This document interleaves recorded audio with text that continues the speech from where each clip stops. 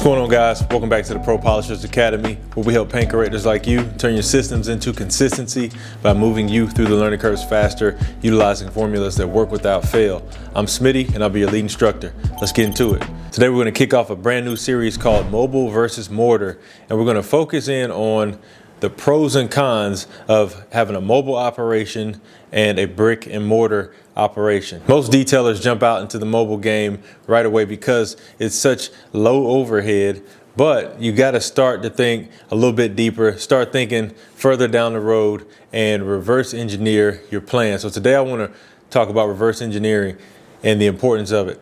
When you get out here and you start investing money into a new mobile unit, a nice $10,000 van, and have a $5,000 to $10,000 skid built out for it, or if you go and put a deposit down on this really nice building, hey, you got to remember that you're about to be in it for the long haul and you might not get any money back. So you got to make sure that when you step into this thing, you have all of your plans and your vision laid out properly, because it could come back to haunt you in the end. So think about whether or not you want to go into a brick and mortar because it's the average detailer's dream to go from mobile to brick and mortar, or do you actually love being mobile and being on the go? You got to think about this one. Sometimes you can get tired of being inside of a building. So maybe you're an outdoorsman. You might want to stay mobile and stay on the go. And if you're in an area that has beautiful weather, then hey, what's the point of going to get a building if you love to be on the move with your detailing business? Do you want to have a fleet of vehicles, or do you just want to have one and work your way into a building? Do you want to just jump straight into a building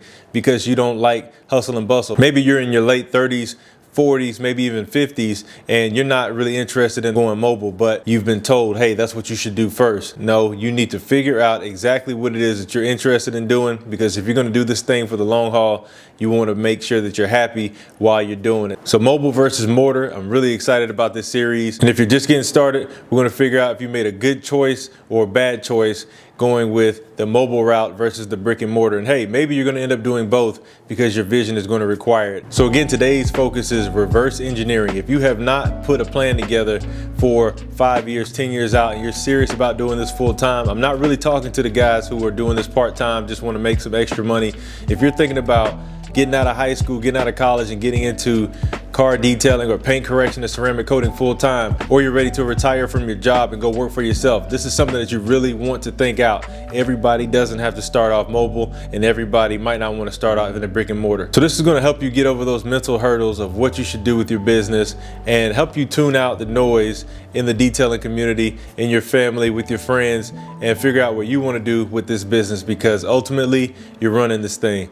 That's it for today, guys. We'll see you next time. The paint is waiting on you. Peace.